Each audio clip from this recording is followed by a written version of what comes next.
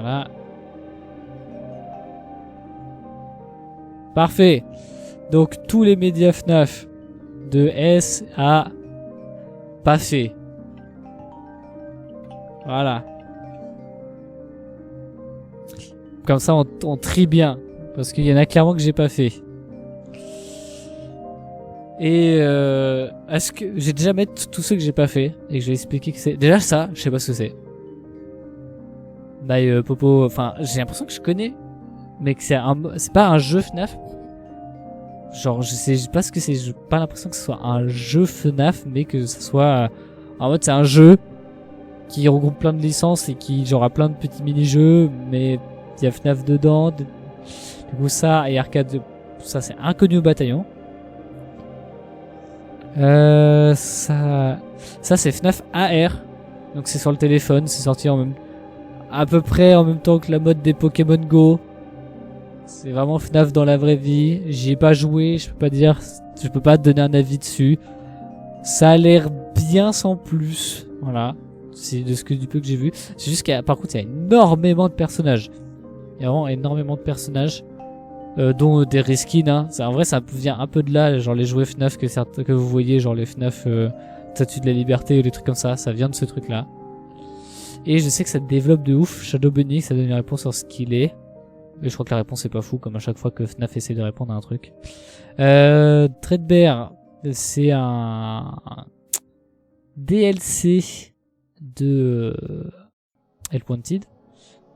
Alors il y en a que j'ai pas joué, mais que j'ai tellement vu de trucs dessus que je vais pouvoir en vrai les noter. Sachant que il faut se le taper, le let's play de la personne qui parle pas et qui joue juste. Hein. C'est comme si que tu jouais, hein. C'est juste que t'as pas la manette en main. Il faut voir la gueule des jeux.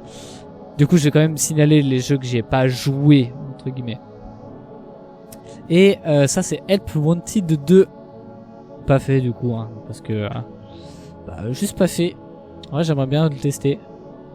Mais si je devais donner un ordre, je dirais que ça serait un truc comme ça en vrai. Et eux, les deux ne comptent pas. C'est-à-dire que en termes d'intérêt, Help Wanted m'intéresse de fou parce que c'est trop bien les jeux VR. Le DLC du 1, je vais forcément l'apprécier. Et FNAF AR, viteuf, comme on dit. Bon, on commence hein, FNAF 1. Complexe, c'est le premier. C'est le premier. Et il est affreusement moche. Si on doit parler de son point négatif, c'est vraiment ça. Est-ce que je peux vous montrer un gameplay? Regardez vite fait. En fait, il y a un truc qui a très mal vieilli, c'est que de la manière dont Scott l'a codé, c'est que ça se voit que c'est un jeu fait par qu'une seule personne.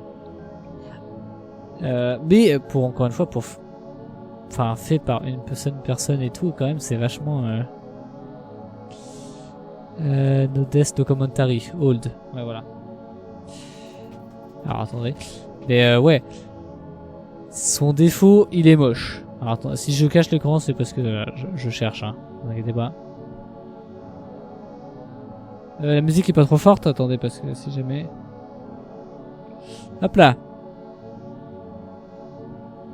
Hop. Donc regardez ça.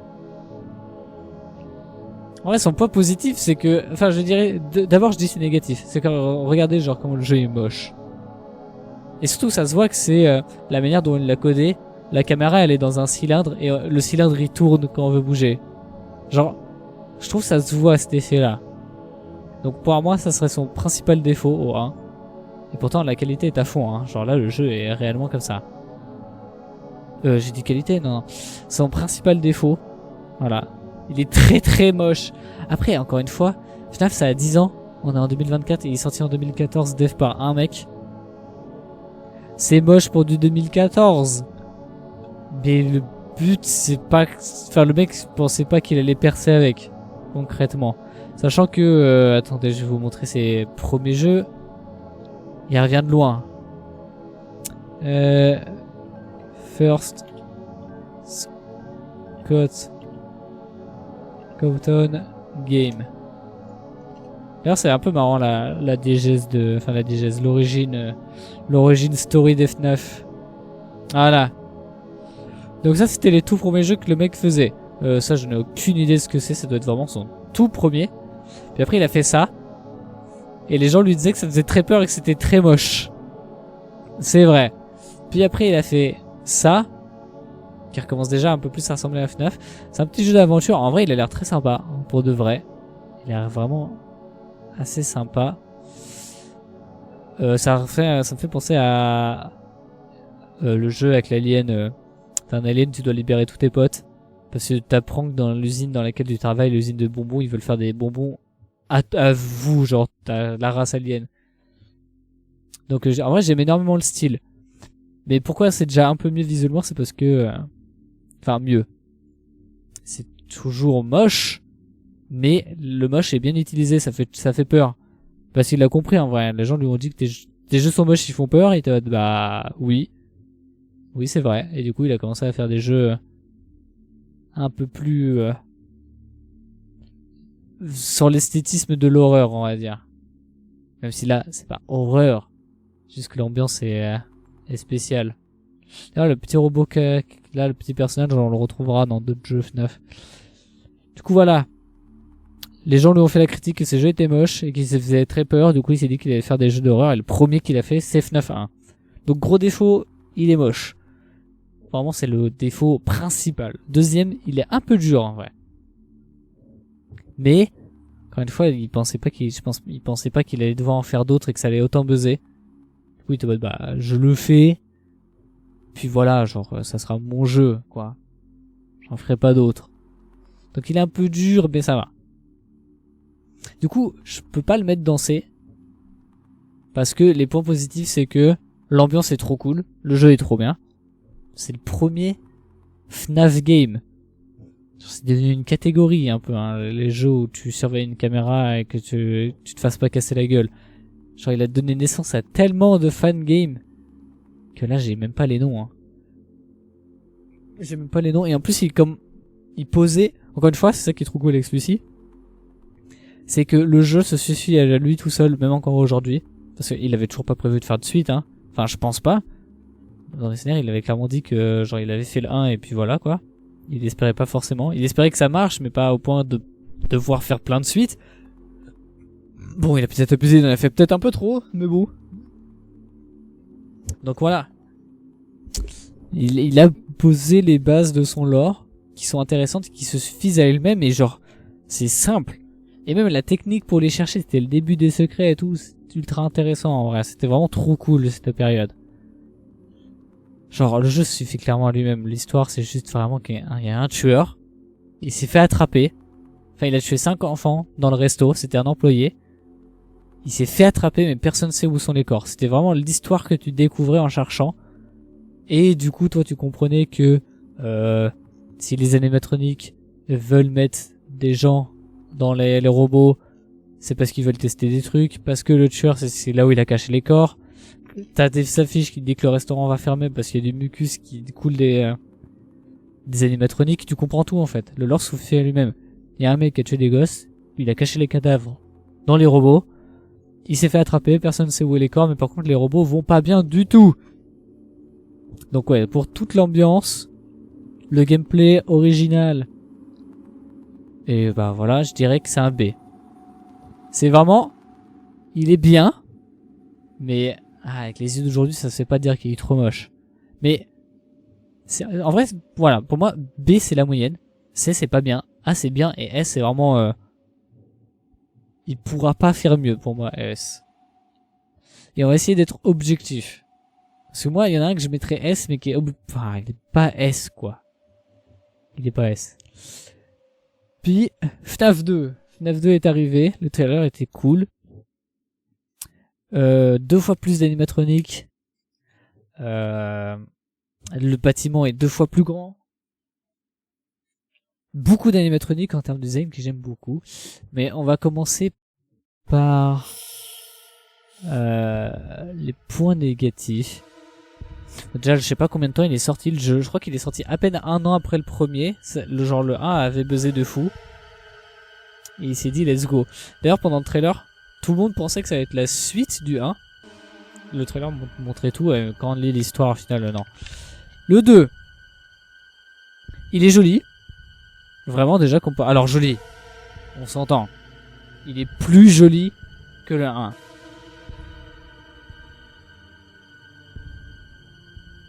Vous me direz, c'est pas dur. Mais son point négatif, à la limite, les gens trouvent qu'il est trop dur. Parce qu'il y a trop d'animatroniques. Mais il suffit que vous appreniez une seule astuce. Et malheureusement, vous la ferez à chaque fois parce que c'est l'astuce qui vous fait gagner. Dans ma vie, j'ai fini... Alors, dans toute la liste, j'ai fini 1, 2, 3, 4. Bah du coup, aujourd'hui, 4 FNAF. On va compter Into the Pit. Le 2 est clairement le plus simple à terminer quand vous connaissez cette astuce. L'astuce, c'est que déjà dans le 2, il n'y a plus la batterie. À part si vous vous faites choper par Balloon Boy, il n'y a plus la batterie. Et c'est ça qui a un aspect un peu ultra dur du 1. C'est que dans le 1, t'as de la batterie. Faut regarder absolument les cams, sinon Foxy vient de casser la gueule. Même si je crois que tu peux... Je crois que tu as un moyen de... Comment dire, de faire en sorte de faire bugger le jeu pour pas qu'il te fasse ramener Foxy. Mais du coup, bah, c'est un peu pas de la triche, mais bon. Tu manipules le jeu pour pas qu'il te le ramène. C'est pas vraiment de la triche. C'est de la manipulation d'IA, c'est pas pareil. Et le 2, ironiquement, malgré tous les trucs qu'il y a, il est beaucoup plus simple. Parce que t'as une boucle à faire. C'est, tu regardes à gauche, en face, à droite. Tu regardes ta caméra, tu remontes la music box et tu fais ça à l'infini. Et c'est impossible, je dis bien impossible de perdre. Même la nuit la plus dure, c'est impossible. En fait, tu peux quand même perdre, mais c'est parce que il y a eu trop de galères qui fait que genre en fait ça serait de la malchance. Quand les peu de fois où j'ai pas réussi mes nuits, c'est que il y a trop d'animatroniques qui m'ont cassé les couilles et qui fait que j'ai pas remonté la boîte à musique et que je suis mort. Sinon, avec cette astuce là, c'est impossible de perdre. Du coup, ça serait pour moi son point négatif. Il est pas trop dur en fait. C'est juste si tu trouves cette astuce là, tu ne vas pas jouer autrement que comme ça. Genre ça sert pour moi, c'est ça son point négatif. Là où il a raté, c'est que les cams ne servent à rien. Le 1, t'es obligé de les regarder, sinon Foxy te casse la gueule. Le 2, il t'oblige en remontant la boîte à musique, mais tu peux ne pas regarder les autres cams. Genre, tu peux ne pas le faire. Et du coup, faut pas le faire, en fait. Avec ces techniques-là, tu le fais pas. Mais sinon, je dirais que c'est son seul point négatif. Niveau de l'histoire, elle est sympa. Dans celui-ci, t'apprends que en fait, c'est un préquel, que le 2 s'est passé avant le 1, que les meurtres d'enfants se sont pas faits dans le restaurant du 1, mais dans celui du 2, qu'il y en a potentiellement eu plus que 5, mais 10, et qu'il y a un autre animatronique, la marionnette, qui est une 6e, voire 11e victime, ça dépend comment vous voyez le truc, qui, c'est elle qui a fait en sorte que les robots soient vivants, entre guillemets. Et c'est aussi l'explication de la morsure de 87. Même si elle n'est pas expliquée, c'est juste que avec les théories on a deviné comment ça se passe. C'est un des FNAF aussi avec mes animatroniques préférés en termes de design, genre les Wizards. Moi j'aime beaucoup. Donc en fait en termes d'histoire, d'ambiance et de visuel, il est très cool. Et vraiment c'est là où en plus il y a les moments un peu les plus importants de la série. Genre vraiment de la série, la base. Alors le fait que la marionnette donne de la vie au robot. Le fait que le tueur, effectivement... Oh, c'est le premier FNAF où on voit le tueur. Déjà, c'est le premier... Non, en vrai, le 2 est un pilier pour la licence, dans le sens où c'est celui qui apporte la couleur du tueur. C'est trop con, hein, mais la commu adore ce tueur-là et le Purple Guy. Même si maintenant il a un nom. Il a mis du temps avant d'avoir un nom, hein. C'est juste sa couleur, hein, c'est sa couleur dans le 2. Dans le 2, il a une couleur et c'est celle-là, c'est le Purple Guy. Et c'est d'ailleurs c'est dans les mini-jeux que le 2 a introduit. Il n'y avait pas de mini-jeux dans le 1. Donc il introduit la marionnette, le tueur, les mini-jeux secrets, les histoires cachées dans les mini-jeux. C'est un pilier de fou. Et il a été ultra important pour les théoriciens. Donc je le mets à tiers. Parce que son seul défaut, c'est que les caméras servent à rien et que dès que tu le sais et que t'as une boucle parfaite, tu fumes le jeu, tu le bousilles. Mais sinon, en termes d'ambiance, de lore, de ce qu'il raconte, même, il y a Mangle, le fait que t'apprends que les toys font des bruits de robots bizarres. Enfin, non, les toys sont connectés à la radio de la police et un système de reconnaissance excusez-moi, un système de reconnaissance lié à la base de données de police, que tu sais que le tueur, il a été dans l'établissement, du coup il a certainement la même tenue que toi, et que dès que Mungle te voit, fait des bruits de radio, c'est des détails trop nuls, mais qui sont trop cool en vrai quand tu les sais. Faut creuser de fou, en vrai, pour les trouver, hein. Enfin bon, faut creuser de fou. En vrai, le phone guy l'explique. Et est-ce que... Non, je crois pas que c'est le jeu qui introduit le fait... Je sais plus si c'est ce jeu-là qui introduit le fait que le tueur s'est déguisé en lapin jaune pour attirer les trucs. Je crois que si. Je crois que c'est lui qui introduit le Fazbear Family Diner. Le vraiment premier restaurant de la licence du jeu. Avec les tenues interchangeables. Donc en vrai il est ultra important. Tu enlèves le 2. Genre imaginons que le 2 ça soit le 3 finalement. Tu perds énormément de lore. Et pour l'instant à ce moment-là, à part que le tueur s'est pas fait attraper peut-être dans ça, il bousille pas trop son lore à ce moment-là dans le 2. Le seul truc qui change c'est que le tueur s'est pas fait attraper parce que sinon bah c'est con quoi. On sait qu'il est toujours là. Et non, y a rien d'autre qui bousille. Même t'apprends que les animatroniques, les wizards vont être rafistolés pour devenir ceux du 1. Et t'apprends que ceux-là viennent déjà d'un autre restaurant. Et que que c'est eux qui puent et que les restaurants, t'apprends ce qui va se passer dans le 3 et 4. Dans le 2 déjà. Le 2 il sert plus à expliquer les prochains qui vont venir que le 1. Le 1 en même temps il suffisait à lui-même. C'était le but. Du coup ouais, attire. Maintenant le 3. Le 3 il est venu un peu plus longtemps après. Mais je crois en vrai 1 an et demi. En vrai pas si longtemps que ça. C'est mon préféré. Du coup c'est dur de trouver des points négatifs. Mais j'ai essayé. Déjà en vrai Scott écoute beaucoup sa commu. Même trop. Dans le 1, je crois que les gens se plaignaient qu'il y avait peut-être pas assez... se plaignaient. Entre grosses guillemets. Les gens disaient, il y a pas assez d'animatroniques, ce serait bien qu'il y en ait un peu plus. Du coup, dans le 2, il y en avait plus. Sauf que dans le 2, les gens se sont plaints de putain, il y en a trop. Du coup, il en a foutu qu'un. Dans celui-ci, il y a qu'un seul animatronique. Bon, il y a les fantômes, mais voilà. Ça serait quoi son défaut? Déjà, il est pas dur. T'as pas de boucle. Les caméras sont importantes. Donc en vrai, en termes de gameplay, il est parfait. Juste, en fait, ça serait peut-être son seul défaut, c'est qu'il y a qu'un seul animatronique. Du coup, c'est simple. En vrai, Springtrap, ouais, t'as une strat à faire. Donc en vrai, pareil, il a un défaut. Il a le même défaut que dans le 2. T'as une strat à faire, tu gagnes. Tu peux pas perdre. Tu peux... Les fantômes vont te faire plus... En fait, ça va être plus dur. C'est pour ça que je vais certainement le mettre au-dessus du 2. Faut égalité. Enfin, quoique, de toute façon, on va pas spécialement faire de ranking comme ça, on va dire ça comme ça. Mais pareil, t'as une technique avec celui-ci. Après, tu peux justement plus facilement te la faire bousiller. C'est que la première cam la plus loin, donc dans ce jeu-là, Springtrap, faut la tirer avec des bruits d'enfants. D'ailleurs, ça avait fait des débats parce que les gens étaient de... Pour ce qu'il est, il est attiré par les bruits d'enfants. Parce que voilà, alors que non, en fait, t'apprends par les appels que les animatroniques vont vers les bruits d'enfants. Parce que leur but c'est d'amuser les enfants. Si c'est le M2, c'est con. Donc, t'as un système pour le faire bouger. D'ailleurs, c'est le premier jeu où la première nuit, tu fais rien. Parce que l'animatronique n'est pas là. Ils t'appellent la première nuit pour te dire qu'ils ont trouvé une salle secrète dans un des premiers restaurants et qu'ils vont fouiller dedans. Et c'est là qu'ils vont trouver Springtrap. C'est pour ça que dans la première nuit, tu l'as pas.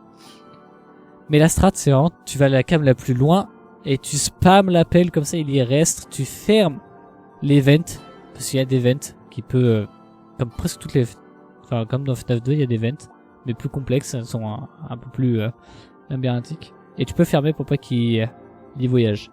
Mais si tu spams et tout, voilà, il bouge pas. Donc ça serait son seul défaut. Sinon le reste il est bien. Si tu joues pas cette technique là, tu vas t'amuser. Il va être peut-être un peu plus répétitif parce qu'encore une fois il y a qu'un seul animatronique. Mais bon. En termes d'histoire, déjà visuellement encore plus joli que le 2, forcément on avance. Après, les FNAF ont toujours, si on prend par rapport au jeu, même indé de l'époque, il a toujours été en retard visuellement. Le 3, c'est un des plus jolis, mais pour son époque, encore une fois, il est assez moche. Mais pas autant que le 1 l'était pour son époque. Vraiment, le 1 était vraiment très moche. Donc voilà, en termes d'histoire, je pense qu'à ce moment-là, Scott s'est dit qu'il allait arrêter de faire des FNAF.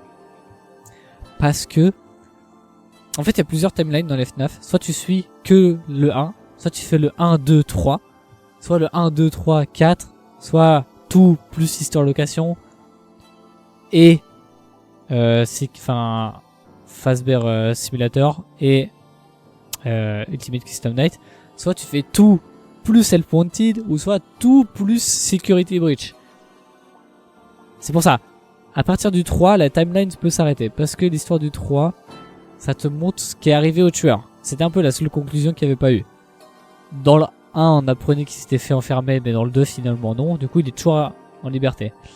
Dans le 3, il revient dans le restaurant du 1 pour bousiller les animatroniques, pour, je sais pas, en finir avec la malédiction des fantômes.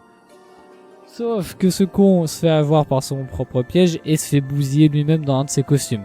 Parce que t'apprends que les costumes en ressort sont super dangereux s'ils sont mal entretenus. Donc, t'affrontes directement le tueur. Même si, encore une fois, il contrôle pas totalement Springtrap. C'est ce que les gens disaient. Il y avait des théories comme ça. Les gens disaient que le robot veut te tuer parce que c'est le tueur. Non. C'est le robot dans FNAF. Ils ont toujours voulu buter des gens, qu'ils soient possédés ou pas. Donc, ça change rien. Il contrôle. C'est pour ça que les cris d'enfants, il y va. C'est pas parce qu'il veut tuer des enfants. Hein. C'est pas non plus un psychopathe. Enfin, si. Mais bon. Là, ça c'est débile. Parce que c'est la fonction du robot, quoi. Donc, en termes d'histoire, il est super important. Et il la termine en plus. Parce que t'as encore les mini-jeux qui sont très cool et qui ont des putains de musique.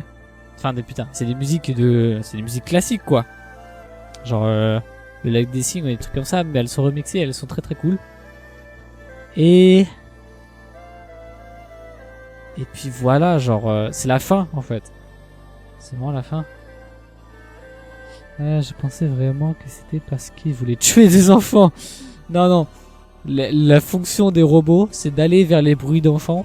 Parce que si, encore une fois, s'ils s'en éloignent, c'est vachement con pour des robots qui veulent amuser des enfants. Du coup, c'est pour ça que tu l'as tué avec des bruits d'enfants. S'il va vers la fête. C'est pour ça. Mais oui, donc en soi, quand il pense comme ça, t'es en mode oui, bah c'est le tueur, il va vers des enfants. Mais quand il réfléchit et que t'écoutes le jeu, t'es en mode non. Non, et tant mieux, sinon ça serait ridicule. Mais ouais, en soi, c'est la fin. Parce que t'as la bonne et mauvaise fin. En fait, c'est ça qui est bien. T'as la mauvaise où t'as fait aucun des mini-jeux et le restaurant brûle. Mais les enfants sont pas en paix. Genre, ils ont toujours pas digéré ce qui leur est arrivé. Et t'as la bonne fin où tu fais en sorte de préparer une fête pour les 5 enfants. La Happy SD, je crois qu'elle s'appelle ce moment-là. Ce qui fait que bah tous les enfants meurent en paix et que tout ça c'est fini. Genre c'est même pas Springtrap qui fait brûler l'établissement. C'est les fantômes parce que c'est dit dans un des appels qu'il faut faire gaffe à la ventilation, que si elle se coupe trop longtemps, l'établissement prend feu. Et on sait que les fantômes dans le jeu sont littéralement les fantômes des enfants, peuvent couper la ventilation. Et qu'ils en ont marre de tout ça, des histoires des meurtres, et que ça leur a pas trop plu qu'après avoir tué leur tueur, celui-ci soit ressorti et qu'ils en fassent une attraction d'horreur sur toutes les histoires qui sont passées. Donc voilà, en termes d'histoire, il est très très cool, très sympa. Un seul défaut, bah facile, il y a qu'un seul animatronique, du coup c'est forcément plus redondant, mais c'est la fin de FNAF. Tu joues contre le tueur, l'ambiance est très stylée, il est un peu plus dur du coup que le 2, mais pas tant que ça. C'est pour ça que je le mets en A tier devant le 2. Dans mon cœur, je le mets dans S, parce que c'est un de mes préfs, mais bon. Voilà quoi. FNAF 4. FNAF 4 sort assez longtemps après le 3.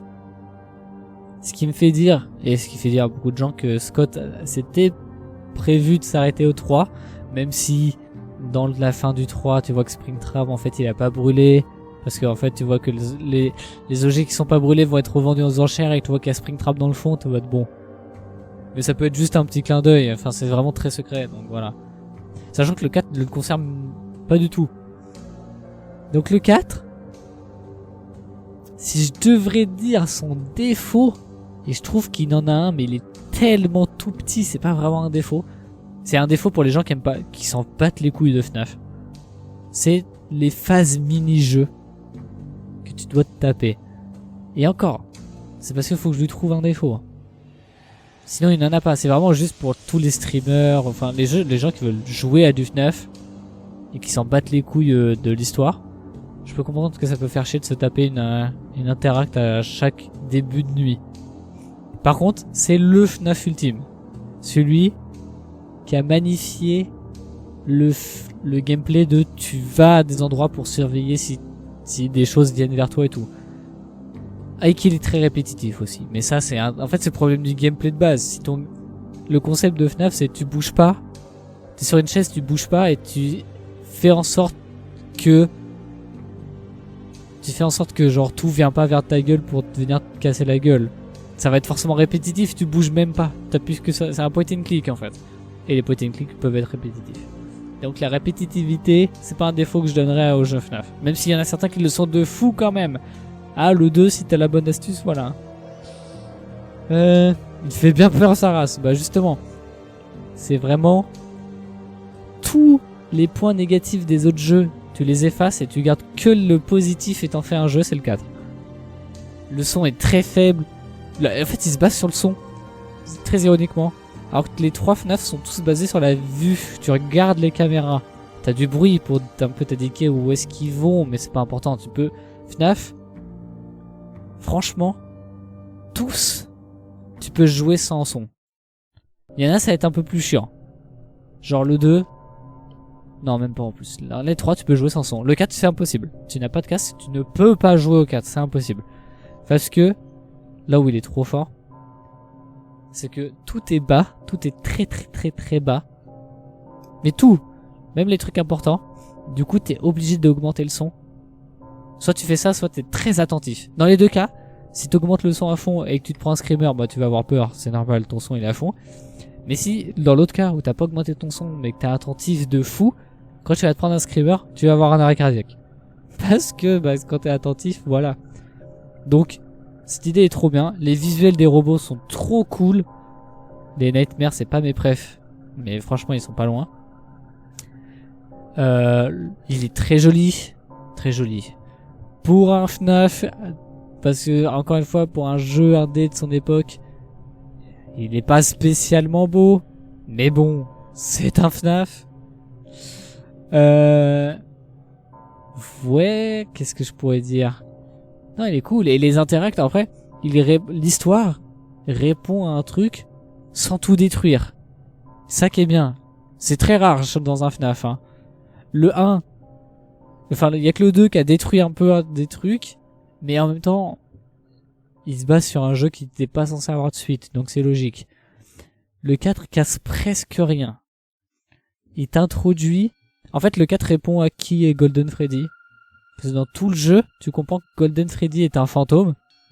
Tu sais que c'est le 7e enfant mort. Mais il est jamais... Quand tu vois des scènes, tu vois qu'il est jamais avec les enfants qui ont été tués. Enfin, il a toujours été très séparé des autres. Et ce jeu explique pourquoi. Puis t'as la scène très choquante, entre grosses guillemets, de l'enfant dans la bouche de Fredbear. Super cool aussi parce que tu vois le début de FNAF dans l'histoire. C'était au Fredbear Family Diner, donc le tout premier restaurant. Donc c'est très cool. Tu vois Purple Guy, t'es même son enfant. Il en a plusieurs. Un petit goûter pour Freddy. Et même pour Fredbear, attention. Ça a introduit pour la première fois. Ouais, vraiment pour la première fois, ça a introduit un nouvel élément électronique. Le 1, c'était Freddy, Bonnie, Chica, Golden Freddy, Foxy. Le 2, pareil. À la limite, Balloon Boy et Mungle, mais Mungle, c'est un recolor. Le 3, c'était Spring Bonnie, mais en soi, il y avait beaucoup d'appels dans les autres jeux, on en parlait. Et Fredbear, on en parlait aussi, mais on l'avait jamais vu. Donc là, on le voit. Donc voilà, le 4 est très cool en termes d'histoire et tout. Et ne détruit pas son jeu. C'est pour ça qu'en vrai, en termes de FNAF, je le mets en S. Ça rien à se dire.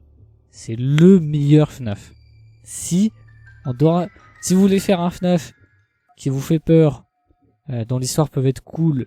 Après, encore une fois, tu ne lances pas le 4 quand il connaît rien à l'histoire, parce que tu vas rien biter. Quoique, en vrai, il pourrait se suffire à lui tout seul. C'est l'histoire d'un enfant traumatisé. D'ailleurs, c'est à cette période-là que Scott a voulu donner des indices sur l'histoire et qu'il a bousillé tout en disant des trucs de merde. En mode 4 jeux, une histoire. Pourquoi Chica n'a pas de bec. Ce qui se passe dans l'ombre peut être très mal interprété par un enfant. Et ça a donné la théorie du rêve. Comme quoi, le 1, 2, 3, 4 se passe dans la tête de l'enfant qui est en train de mourir. Et du coup, c'est une autre timeline. C'est tellement une théorie crédible que les gens se sont dit, bah t'as la théorie du réel et la théorie du timeline. Tous les jeux FNAF, si c'est dans le réel, sont réellement déroulés. Et si c'est pas dans le réel, le 4, c'est juste que l'interprétation de ce que l'enfant a vu. Genre le 1, c'est ce qu'il a vu à la télé. Le 2, c'est ce qu'il a vu dans la cour avec la gosse qui joue avec des jouets. Le 3, c'est ce que la gosse lui a dit à propos des petits lapins qui mordent les doigts et qui sont des vrais pièges à ressort. Et le 4, bah, c'est ce qu'il subit à la fin. Donc voilà. Donc c'est le moment un peu où Scott pète un câble et veut donner des indices mais n'aide personne en ouvrant sa gueule. Moi j'ai une théorie sur Scott mais tout le monde n'est pas du tout d'accord. Hein. Moi je dis qu'il a jamais su ce qu'il a voulu écrire concrètement. Et qu'il a emprunté des idées aux fans sans vraiment leur dire. Et le problème c'est pas qu'il ait fait ça, c'est juste qu'il ait fait croire qu'il savait toujours ce qu'il a fait, donc bon. FNAF World. Comment parler de FNAF World? C'est un fan game par Scott, c'est comme ça que je pourrais le dire. C'est plus un troll game. C'est le 4. Déjà que le 3, on pensait que la série allait se terminer. Le 4, on était vraiment encore plus sûr. On était bon, le jeu répond à presque toutes ces questions. On en a encore d'autres, mais ça servirait à rien d'y répondre. En vrai. Genre, qui est la famille du tueur, pourquoi il tue. Genre vraiment le 4, là, le 1, 2, 3, 4 se suffisent à eux-mêmes. Et du coup, il sort FNAF World, qui est un espèce de FNAF RPG. En vrai, un peu sympa où... Attendez. Tu dois... Enfin, je sais plus c'est quoi le but du jeu. Attendez.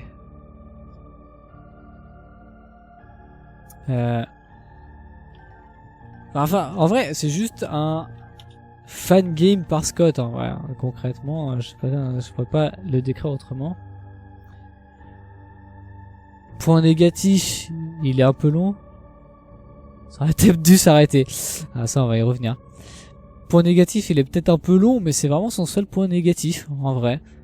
C'est un RPG, en vrai. C'est pas comme les autres FNAF. Genre, dès que t'as plus envie d'y jouer, tu mets pause et tu y rejoues plus tard.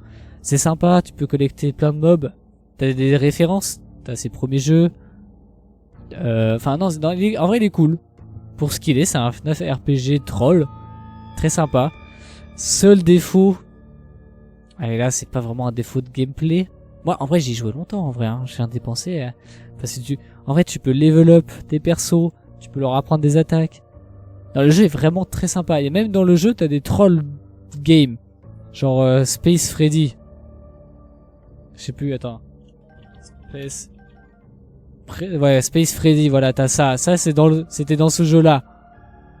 T'as tout ce faux délire un peu drôle de Space Freddy ultra romancé et tout, ça vient de là. Donc ouais, ce jeu-là c'est un bonus.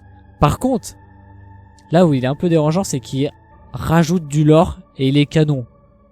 Parce que t'as l'introduction de Henry Emily. Alors au début, ok. Au début c'était un peu bizarre parce que on savait pas que c'est... Enfin, encore une fois Scott on comprend pas vraiment ce qu'il veut, mais t'as un personnage qui parle de la licence FNAF qui dit qu'il en a marre et il se suicide. Alors, les gens ont un peu cru que c'était plus Scott qui parlait de lui devant tout le monde.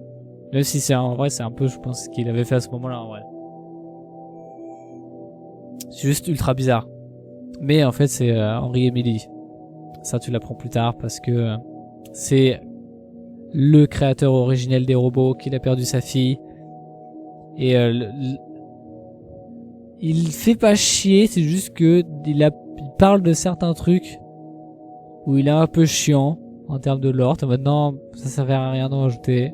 Et en vrai, on savait que Scott voulait encore faire du lore à ce moment-là, en vrai, en en rajoutant un peu. Parce que t'as tout le truc de Henry Emily. Alors, les gens avaient théorisé que du coup, c'était lui qui a perdu sa fille, qui la peuplette. Du coup, les gens avaient bon. Donc voilà. Donc ouais, un fun game par par Scott. Sympa à jouer, franchement. Bêtière, genre moi, il est cool. Voilà, t'aimes pas FNAF, tu vas pas l'aimer, forcément, parce que tu vas être là, c'est quoi ce jeu de con. Mais t'aimes FNAF et t'as envie de faire un truc un peu rigolo qui change du commun, bon bah ce jeu existe, il est cool. J'ai pas vraiment grand chose à dire dessus, t'as beaucoup de secrets. Si, t'as du The Old Man Consequences aussi dedans, c'est le mec qui pêche et qui parle du tueur. Et je crois que c'est qu'avec lui que t'apprends qu'en fait le tueur est Charles-Henri Emily. Je crois que c'est juste Henri Emily. Oui. Son pote, et genre c'est eux deux qu'on crée. En fait t'apprends que du coup que le tueur a créé la société FNAF, enfin la FNAF Company, je sais plus comment ça s'appelle le truc. Donc voilà, ça c'est sorti. Puis des années plus tard, un leak. Scott, il avait un site dédié à teaser ses jeux. Et là, du jour au lendemain, il nous montre un truc en mode projet Pizzeria Circus Baby. Puis après, il nous mettait c'est annulé. Mais en fait, c'était en mode non. Mais enfin, c'est annulé dans le lore de FNAF. Le restaurant a pas ouvert à cause des fuites de gaz et tout. Et toi, non, putain. Oh putain, il va nous refaire un FNAF. C'est là que la commu s'est divisée beaucoup de fois. Enfin, je dirais qu'elle s'est divisée 2 fois de manière très forte. Et là, c'était la première fois. Quand FNAF Sister Location était teasé. Alors, déjà, je voulais faire une tier list de tous les médias FNAF. Mais ils sont pas là. Mais on va parler des livres. À ce moment-là, dès que lui est sorti, après il y a eu les livres, les Silver Eyes, qui étaient pas canon selon Scott. Il les a sortis, ça parlait de toute l'histoire de FNAF, toute, vraiment du début, pas jusqu'à la fin, je sais pas si... Oui, si, jusqu'à la fin, à la mort d'Afton. Parce que du coup, ils étaient pas censés être canon, donc t'apprends toute l'histoire de Henry Emily, de Charlie, je crois que c'est l'enfant qui hante... je connais plus les noms. Je crois que c'est l'enfant qui hante Puppet, c'est son nom. Du coup, de William Afton, c'est le nom du tueur. Du coup, c'est le nom du Purple Gale dans les livres. Donc si je devais mettre les livres, déjà quelque part je les mettrais dans B tiers. Voilà, les livres sont sympas si t'aimes bien FNAF et que tu sais lire l'anglais, parce qu'ils sont les 3 en anglais. Ils apportent des trucs sympas, même si ils commencent un peu à y aller dans le paranormal plus, parce que c'est dans ces livres-là, les Silver Eyes, que t'as Twisted One, je crois que c'est le nom du livre, où t'as les disques d'illusion. Et c'est des disques qui permettent aux robots de faire voir à des gens des trucs qui n'existent pas avec des ultrasons. Ce qui a expliqué l'existence des Twisted. C'est des... Genre, attendez. C'est des robots FNAF un peu bizarres. Twisted One, je crois que c'est. Twisted Circus, c'est quoi ça? Non, on va juste mettre Twisted. Voilà. Ouais, c'est Twisted One. Voilà, c'est ça, The Twisted One, ça fait partie des livres. C'est pour ça qu'ils ont ces apparences de merde. D'ailleurs, ça c'était sorti sur le truc de Scott pour teaser les livres. Donc ils ont, genre les gens les voient comme ça, mais sont pas comme ça. C'est parce que c'est les disques d'illusion. Donc les livres allaient un peu loin dans le lore, mais bon, moyen tiers. En gros, tu connais pas FNAF, t'achètes les 3 livres, tu connais l'histoire de FNAF. En tout cas, tu connais un peu le principe, sans avoir joué au jeu. Tu sais que c'est pas la même... En fait, c'est parallèle. C'est bonus. Vraiment, c'est super sympa. Sauf que... Sister Location arrive. Alors, en vrai, je vais pas mentir, le trailer, je l'ai kiffé de fou. Quand je l'ai vu quand j'étais petit, j'étais trop content. L'idée est trop cool. Visuellement, les animatroniques sont trop cool. Mais... c'est le début de la descente aux enfers des FNAF. Parce que... déjà, le jeu, quand il s'ouvre sur un plan du robot... et une interview d'un mec, et t'attends à la fin William Afton. Oh putain de merde, est-ce que Le livre, c'est pas canon. Alors, on apprendra plus tard que les livres sont à moitié canon. Il y a les noms dans les livres et certains concepts sont canons. Genre les disques d'illusion, les noms des personnages sont canons, mais tout ce qui se passe dans les livres l'est pas. Chiant, c'est déjà que la série est dure à comprendre, alors là, putain. En termes de visuel, le jeu est bien. Encore une fois, c'est un FNAF, hein. Il est beau pour un FNAF, mais il est pas beau pour son époque.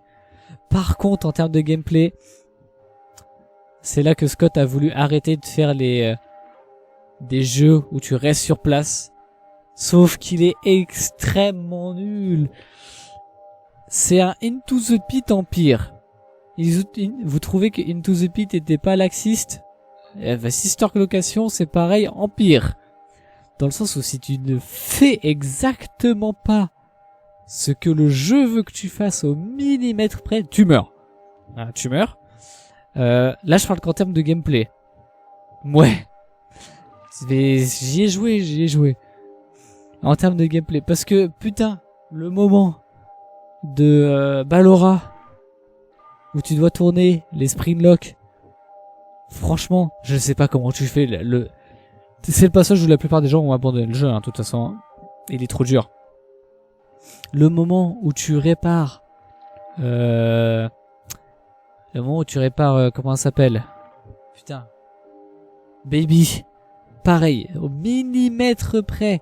Et puis il est pas intuitif. Si tu vas voir... Après, comme tout... En vrai, je dis ça. Là, pour le coup, je compte pas ça comme dans les points négatifs. Mais il est pas intuitif. Encore une fois, si tu veux la vraie fin... Faut faire un truc très intuitif. Genre, faut pas écouter à un moment... En fait, faut pas écouter à un moment très précis ce que te dit le jeu. Genre, le jeu, il te dit tout le temps quoi faire. Et à un moment très précis, faut pas l'écouter. Mais c'est pas du tout intuitif parce que si tu fais ça à un autre moment du jeu, tu te fais dégommer par celui-ci. Genre, tu meurs. Du coup, ton cerveau, il est mode... Ok, faut toujours suivre le narrateur. Sauf que non, non, à ce moment-là, faut pas le suivre parce que t'as Ennard qui a copié la voix de Baby. Ah, chiant. Le jeu est pas intéressant en fait. À la limite, à regarder et tu skips les moments où ça parle pas. Mais sinon, il est nul en termes de gameplay. Il est vraiment nul. Et puis l'histoire. L'histoire elle est pas folle. Alors, je raconte l'histoire comme... Je vais la raconter dans deux manières. T'as l'histoire que tu vois. T'as un mec à qui on a demandé d'aller récupérer des robots. Oh non, d'entretenir des robots dans un sous-sol qui est loin sa mère. Et à la fin, tu te fais arracher le bide. Parce que les animatroniques voulaient sortir, mais ils vont t'utiliser pour sortir. Ça, c'est comment le jeu, tout le monde voit le jeu. En vrai, l'histoire, t'es en mode, bon bah ok, je comprends rien. Pourquoi les robots parlent? Est-ce qu'ils sont hantés aussi? Est-ce qu'il y a des morts dedans? En creusant, en faisant le lore, en faisant tous les mini-jeux et tout, tu es le fils d'Afton, celui qui a tué le tout petit, le Crying Child, parce qu'il a toujours pas de nom a priori. T'es celui qui l'a tué. Et tu dois aller faire ce que ton père t'a dit de faire, c'est-à-dire aller chercher les animatroniques qu'il a cachés dans le sous-sol. Parce que ils ont été probablement construits avec des morceaux des animatroniques qu'il avait détruits dans le 1. Du coup, il y a encore les âmes des enfants dedans. Et aussi, il y a l'âme de sa fille qui a été tuée par son premier robot prototype pour enlever des enfants. Puis t'as la théorie de Ballora, hein, comme quoi ça serait sa femme morte. Bon, à preuve du contraire, on ne sait pas si c'est sa femme. Même si dans le jeu, il y a toute une histoire avec le dessin animé, comme quoi il y a une histoire de parenté, mais le père sait pas si c'est son enfant, il y a eu tromperie. Ça c'est complexe, c'est une histoire annexe. Donc tu vas aller chercher tous les robots fusionnent entre eux pour pouvoir sortir du complexe. Ils t'ouvrent le bide, ils rentrent en toi, et une fois que ton corps est moisi et que t'es inutilisable, ils te recrachent, mais toi t'es toujours vivant. Et là c'est là que ça a séparé toute la commune FNAF. Hein. Il est joli au moins. Même pas. En termes de graphisme, il est à égalité avec le 4. Il n'y a pas vraiment d'évolution. Le 4 c'est juste qu'il se passe dans le noir et dans une chambre, donc effectivement le jeu tu peux pas vraiment voir un truc, et que effectivement vu que tu te déplaces beaucoup plus dans Sister Location, effectivement t'as l'apparence que le jeu est plus joli. Il est pareil en vrai. Mais là, c'est là que ça divise la communauté FNAF de fou. Il y a un zombie, genre maintenant il y a des zombies. Les robots hantés par des fantômes. Eh, c'est un peu crédible. Ça passe. Je peux y croire. Mais un mec qui se fait ouvrir le bide, les robots vendent son corps moisi. Les robots sortent de celui-ci. Et il est toujours vivant. Surtout qu'il y a la théorie de comme quoi en plus tout ça se passe avant tous les FNAF. Sauf le 4. Et que du coup, on joue ce même gars dans le 2, le 3 et le 1. Parce que dans ces jeux-là, au bout d'un moment, tu te fais toujours virer par l'odeur. Et les gens, ils sont en mode, bah c'est normal parce que t'es moisi, du coup tu pues. Ah, chiant. Surtout qu'après, les robots repartent de toi. Ils se séparent de Baby parce que bah elle est chiante. Et toi, ton but, c'est d'aller retrouver ton père qui est dans un autre robot qui a cramé. Non. Pour faire un résumé, gros défaut du jeu, gameplay pourri, l'histoire anéantit absolument tout. Et il est linéaire, genre vraiment, il est linéaire.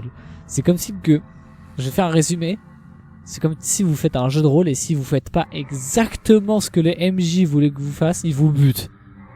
Non, c'est pas ça le but d'un jeu quand même, faut un peu d'adaptativité. Sinon, pour positif, il est joli et les designs des robots sont ultra sympas. En vrai, je les trouve vraiment cool.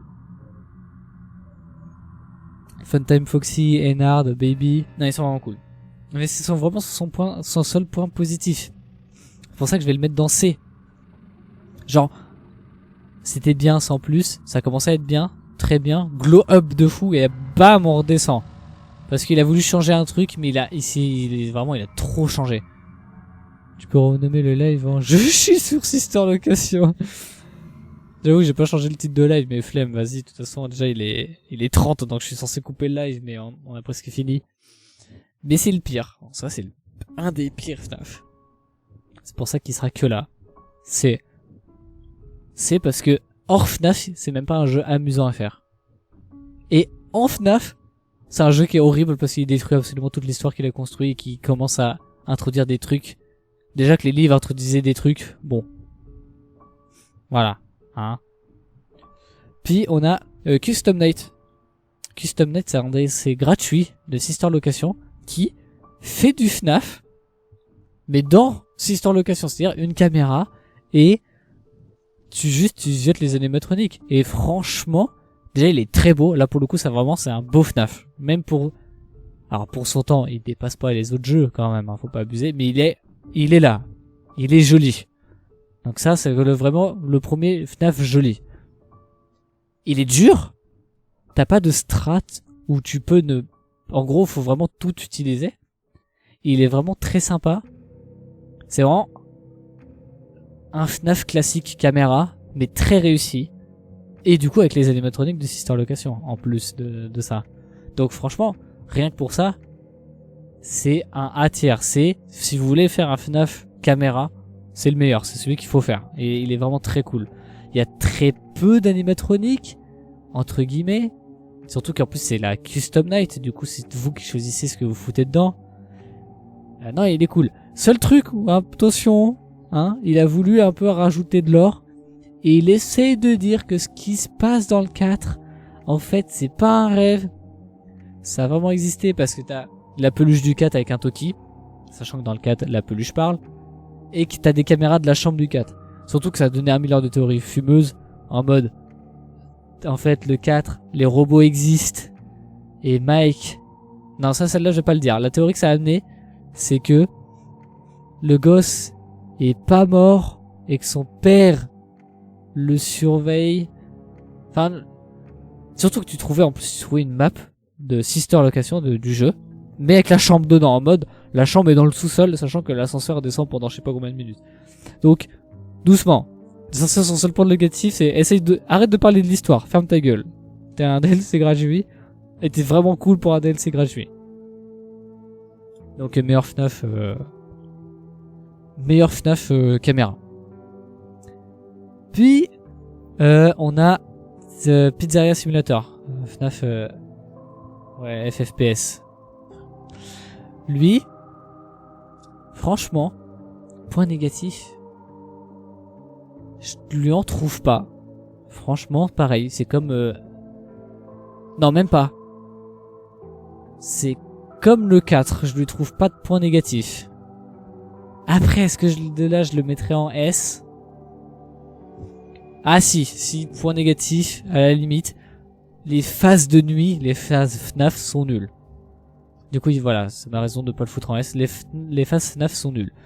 C'est-à-dire qu'en gros, l'histoire, enfin, le gameplay, c'est de jour, tu gères ta pizzeria, t'achètes des animatroniques ou pas. Au crépuscule, tu ramasses des animatroniques dans la rue que tu trouves, tu vois si tu veux les ramener dans le restaurant ou pas, et si tu les ramener dans le restaurant, tu les as amenés dans le sous-sol, et pendant que tu bosses, genre à imprimer des trucs, à faire un réassort de boisson par exemple, faut que tu fasses gaffe à pas te faire niquer par les animatroniques que t'as ramassés qui sont dans ton complexe en même temps que toi. Sauf que cette phase est très nulle parce que t'as un détecteur de bruit, mais tu peux pas vraiment faire grand chose. Quand ils sont proches de toi, faut que t'arrêtes de te bosser. Sympa. Franchement, l'idée de vouloir changer sur un peu la mécanique FNAF est sympa. Mais personnellement, je trouve que ça marche pas. Après, là, c'est que moi. Ça se trouve que des gens ont aimé. Donc bon. De toute façon, il va avoir une bonne place. Parce que le côté gestion de pizzeria, il est très très cool. Franchement, j'ai aimé. Il y a un nombre de fins très grand et pas trop dur à avoir en vrai pour une fois pour un FNAF. Parce qu'en général, c'est très dur. Hein. Avoir la vraie fin de Sister Location. Bonne chance pour la faire tout seul. Hein. Alors que Pizzeria Simulator, c'est très cool. T'as plein de mini-jeux qui expliquent des trucs, qui est très sympa. Et puis voilà, t'as aussi plus d'approfondissement, t'as la mort exacte de la puppette, genre de Charlie. C'est très cool. Et en termes d'histoire, il se dit, ok les gars, je termine FNAF. L'histoire se termine. L'histoire, c'est on est Mike, donc celui qui a ramené tous les animaux, le zombie. On ouvre un restaurant, enfin on nous donne l'opportunité d'ouvrir un restaurant et on l'ouvre. On regroupe tout le monde dans ce restaurant-là. En fait, c'était un piège de Henri Emily, donc le père de la puppette. Et il fait tout cramer. Le mode, c'est bon, on arrête FNAF. Littéralement, en vrai, c'est un double message. C'est on arrête tout ça, c'est y aller trop loin, il y a eu trop de problèmes. On crame tout, c'est fini, reposez en paix, Afton, va te faire foutre. Enfin, moi je trouve ça cool. Entre le côté gestion et tout, et le jeu est joli, encore une fois. Là, c'est de la vraie 3D. Les autres, c'est pas... C'est fait en 3D, mais c'est des images rendues en 3D qui bougent. On va dire ça comme ça. Alors que là, c'est de la vraie 3D. Et ça introduit plein de nouveaux animatroniques assez jolis et tout, genre sécurité puppet et tout. Donc très sympa. Je le mettrai déjà en A. Devant le 2. Devant le 2, mais pas devant le 3. Devant le 2 parce que t'as le côté simulateur qui est super sympa, mais pas devant le 3 parce que, encore une fois, pour le gameplay FNAF est nul. Donc voilà. Là, on a Ultimate Custom Night, je vais pas dire grand chose de lui. C'est un FNAF classique. Sauf que déjà, c'est une compilation de tout à peu près les animatroniques qu'il y a dans le jeu. Et c'est vraiment un bonus game comme FNAF World. De toute façon, il a toujours fait ça, Scott. Il a fait un jeu, puis après il l'a continué. Puis après, dès qu'il avait pensé qu'il avait fini d'écrire son jeu, il fait un fan game. Puis après, il ressort des licences, il en fait un, puis deux, puis un fan game. Et vous allez voir que ça continue. Donc voilà. Donc Ultimate Custom Night, voilà, très cool, c'est un FNAF. Très dur, mais en même temps c'est ce qui se veut, hein, c'est le dernier FNAF et tout, et puis t'augmentes ta difficulté. Et en termes d'histoire, les gens quand même réussissent à lui trouver un truc qui est un peu sympa. C'est que c'est le purgatoire du tueur, juste à l'infini, il va devoir se taper ses robots, genre c'est son purgatoire. Il a pas de point négatif, à part qu'il est très dur, mais c'est pas vraiment un point négatif. Tu peux pas reprocher à un Soul d'être dur, tu le sais à l'avance. À la limite d'être pas juste, mais là le jeu, bah, c'est pas qu'il est pas juste, il est juste dur. Donc voilà. Il y a des voice lines, c'est très cool. Et en plus ils apprennent des trucs, t'apprends des trucs nuls, genre la fille qui a été tuée et qui va dans Chica, c'est la première. Que des trucs comme ça. Ça a malheureusement donné la phrase de I'll always come back, c'est une phrase que je déteste de la part d'Afton et de la série du coup, hein, parce qu'il n'existe pas. Donc voilà. Donc je vais le mettre devant le 2. Parce que en soi... Ah non, devant le... Ouais... Ah si, devant le 2 mais pas devant le 3 ni Pizzeria Simulator parce qu'il est pas fait pour tout le monde. Vraiment il est fait pour les fans de FNAF hardcore. Genre ceux qui savent jouer et qui aiment bien en prendre dans la gueule. Voilà. Mais sinon, voilà. Après, encore une fois, c'est mon classement. Même s'il y a des trucs, je pense que pour tout le monde, ça bouge pas, c'est loqué. Mais genre, ça sort d'un truc, genre les deux là, et peut-être le 3, peut-être que les gens seront pas d'accord avec moi. Mais voilà, il va là, il est sympa. Là, en termes de média FNAF, sort le livre, le logbook, qui est très sympa. C'est un peu les livres interactifs, on va dire ça comme ça. Mais il cache du lore de fou. Qui bousille pas trop des trucs, mais un peu quand même. Il bousille un truc. Déjà, t'apprends que dans Golden Freddy, ils sont peut-être deux. Mais ça, il y avait déjà Ultimate Custom Night qui le théorisait avec la théorie de Cassidy. Mais là, il le confirme. Il y a 2 enfants dans le Golden Freddy. Donc le tueur a tué énormément d'enfants. Et le truc qui bousille un peu tout, c'est que il y a un dessin des Nightmares. Déjà, c'est un livre que Mike est censé avoir reçu dans la vraie vie. Donc le zombie. Et que c'est lui qui a complété. Quand tu lis le livre, tu vois que c'est lui qui l'écrit. Un peu. Et c'est lui qui fait des dessins et tout. Et tu vois qu'il dessine les Nightmares et qui marque genre, ils sont réels. Ce qui valide la théorie de, en fait, le FNAF 4, il est réel, mais tu joues pas l'enfant qui pleure, tu joues l'enfant qui a tué son frère. Et puis voilà, et puis c'est nul. Voilà, du coup, je le mettrai B tiers, comme les autres livres. C'est très sympa. Son seul défaut, c'est qu'il bousille encore l'histoire. On y est presque, je vous jure. Et quelle heure? Il va être 1h, là. Ouais, bientôt. FNAF Help Wanted. Donc là, c'est à partir de ce moment-là où c'est Scott qui ne dev plus ses jeux. Il est derrière, il aide à faire l'histoire, mais il ne dev plus les jeux. Help Wanted, je dirais qu'il a un seul énorme défaut. Il continue l'histoire. Genre, c'est juste ça, le jeu continue l'histoire. Scott fait toujours la même boucle. Il fait un jeu avec quelques suites, puis un troll game. En mode, bah, maintenant que j'ai arrêté la licence, on fait un troll game. Puis il continue, puis il fait un troll game, puis il continue. Genre là, c'est le sister location, en termes d'histoire, de FNAF. Genre, il vient et il baise le truc. Son seul défaut pour moi, c'est vraiment l'histoire. Un défaut d'ailleurs à sister location, je viens d'y penser parce que Help Wanted me fait penser. Sister location, son défaut, tu parles pas anglais, tu peux pas faire le jeu. C'est vraiment, si t'as du mal avec l'anglais, tu ne peux pas parce que tout est à l'oral. Et encore une fois, c'est un jeu tellement pas permissif que si tu ne comprends pas l'anglais, au tac, tu peux te faire buter instantanément. Donc Help Wanted est un peu pareil, en vrai. Tu connais pas l'anglais, il y a certains levels que tu peux te faire bousiller tout de suite. Mais il y en a clairement moins. Si sur location, il est basé vraiment que sur ça. Genre, bon, voilà. Moins hardcore. Et sinon, en termes d'histoire, bah voilà, c'est son défaut. Il bousille le truc. Genre, l'histoire, c'est que après que le restaurant est brûlé, déjà, ça baisse la timeline, ça fait un truc trop bizarre. Le FNAF 1, 2, 3, 4 ont existé dans la timeline FNAF. Et ils s'inspirent de faits potentiellement réels. Donc ça serait un peu pour ça que les jeux collent pas vraiment à l'histoire, c'est bizarre. Et du coup, le vert, il est en mode, bah on reprend toutes ces histoires un peu horreur et on en fait un jeu. Sauf que ça, c'est dans la digeste de FNAF, du coup c'est bizarre. Sauf que un des jeux a été gravé sur une disquette ou un CD qui contient le métal de Springtrap, ce qui fait que Springtrap est dans le jeu. C'est Glitchtrap, c'est l'esprit d'Afton qui est dans le jeu, et il corrompt une des devs qui est Vanessa. Ça c'est l'histoire. Va te faire foutre. Va te faire foutre, FNAF. Des sister location, on a eu des zombies. Maintenant on a le droit à du métal possédé. Va te faire enculer. Mais hors ça, très très bon FNAF. Je le mettrais au-dessus du 3. Parce que FNAF 1, 2, 3 sont cool, mais peuvent être répétitifs. Tu sens que le jeu est bien, mais qu'il est peut-être pas fait pour... Enfin, qu'il manque un truc. Et ce truc, c'était peut-être la VR en vrai. FNAF est un très bon jeu en VR.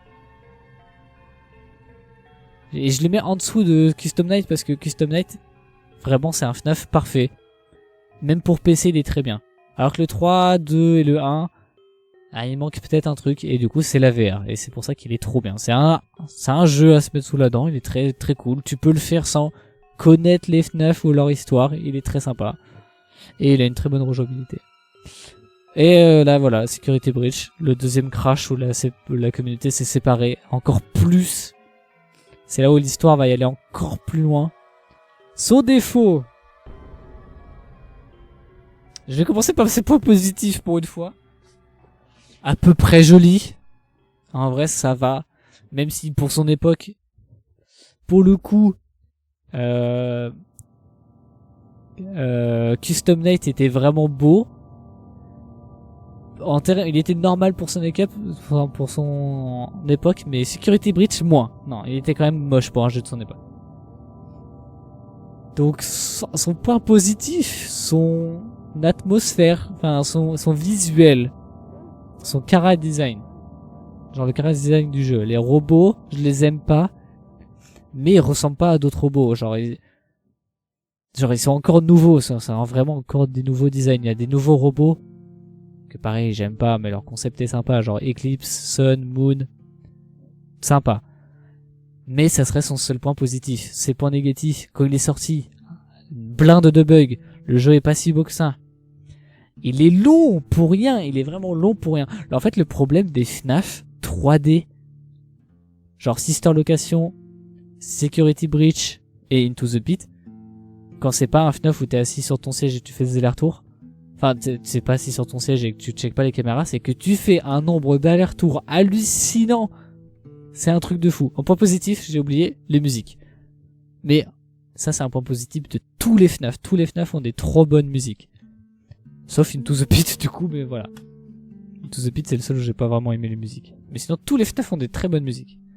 Donc, point positif, je lui donne pas parce qu'ils l'ont tous, sauf Into the Pit. Donc, le jeu est pas beau. Quand il est sorti, il est buggé. Il est super long. Pour rien.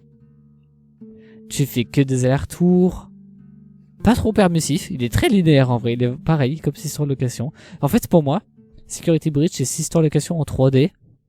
En vrai 3D. Et en 3 fois plus long.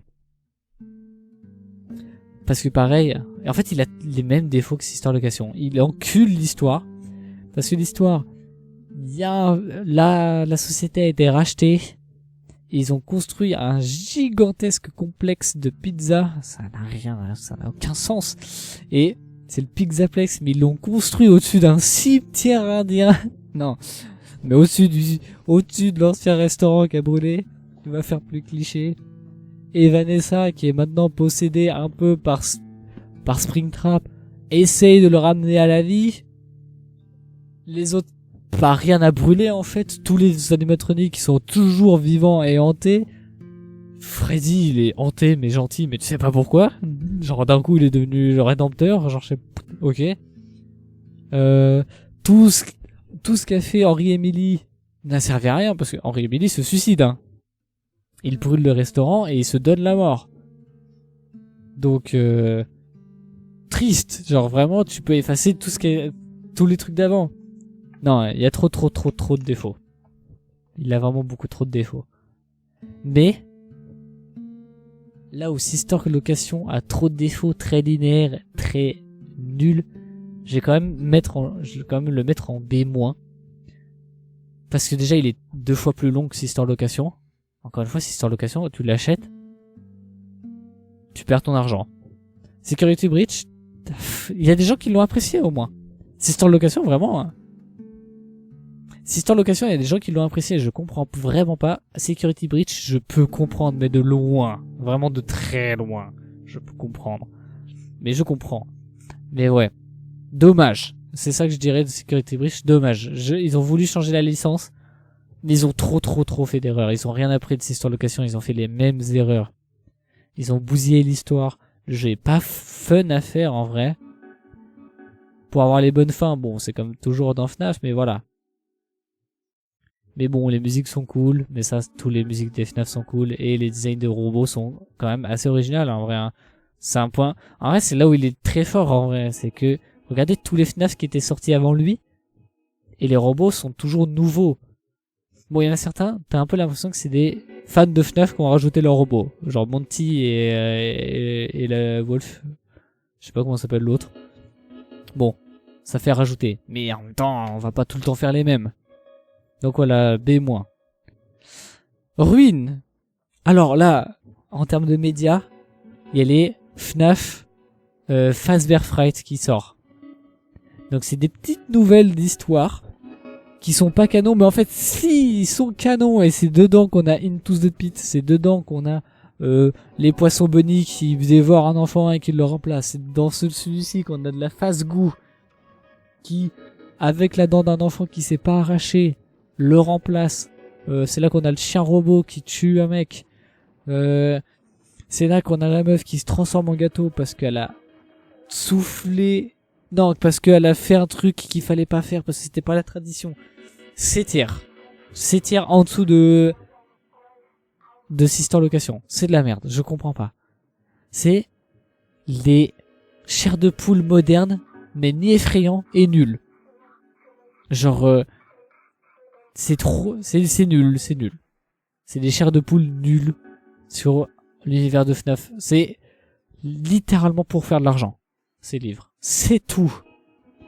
T'as une histoire où des mecs qui font un film. Et en plus, ça a rien à voir avec FNAF en vrai. Le seul truc, c'est qu'il y a des robots des fois. C'est tout. C'est tout. Il y a des mecs qui font un film sur le harcèlement. Mais ils sont pour, du coup, le robot qui est dans leur film vient les hanter pour de vrai. Et au final, ils s'excusent. C'est nul. Ça n'a aucun message, aucune morale, ça n'a rien. C'est nul. Du coup, c'est tiers. Voilà, c'est tiers. Puis, Ruine. Ruine porte assez bien son nom.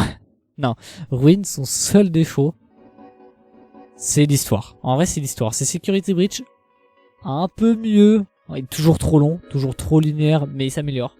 En vrai, il s'améliore. Mais non, l'histoire est nulle.